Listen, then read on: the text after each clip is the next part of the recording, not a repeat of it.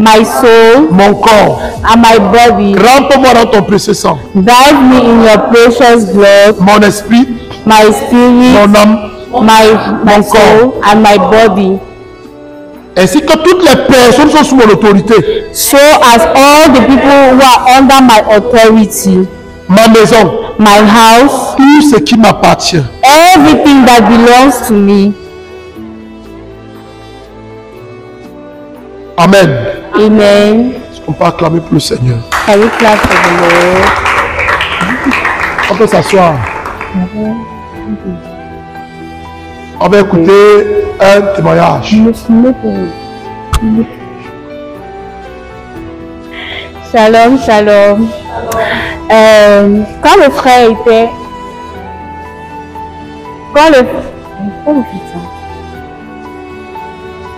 Shalom, shalom. Quand le frère était en train de faire l'enseignement, le Seigneur était en train de me rappeler une situation pareille ou semblable qui s'est passée dans ma famille. Et c'est vrai que j'étais encore très petite, mais lorsqu'il me le rappelle, c'est parce que ça entre directement en lien avec l'enseignement du frère. Et lorsque le Seigneur me le rappelait, j'hésitais un peu à partager, mais il me disait que c'est pour faire comprendre aux uns et aux autres que ce n'est pas juste une histoire, ce n'est pas juste un conte de fées qu'on raconte, ce sont des choses que les personnes vivent parce que le Seigneur passe également par cette plaie-là pour agir. Alors, il y a des années, mes parents étaient des charismatiques fervents et il y avait à la maison, à partir d'une certaine heure, un bruit qui tournait toujours sur le toit. Et mon père, alors, vu qu'il avait quand même la relation, il savait que c'était pas juste un bruit comme ça, anodin. Donc, il a dit, ils avaient prévu, papa et maman, d'aller à une retraite, je crois, avec le père Ebga, le défunt père Ebga, paix à son âme. Et papa a dit, ok, allons d'abord à la retraite. En quelque sorte, c'était leur préparation. Allons d'abord à la retraite. Et quand on va revenir de cette retraite, peu importe ce qui marche sur le toit de ma toiture, cette chose ne marchera plus jamais sur le toit de ma toiture. Ils sont partis à la retraite.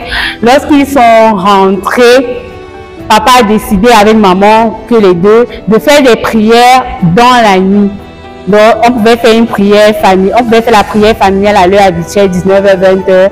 Mais eux, ils allaient encore se réveiller exceptionnellement à minuit pour prier. Et ils ont fait, je crois, 7 jours de prière. 7 jours de prière où mon père a dit que la personne qui marche sur le toit de sa maison, il a créé cette maison, il a construit avec son argent, la soeur de son frère. Donc il est inadmissible qu'il partage cette maison avec un esprit qu'il ne connaît pas.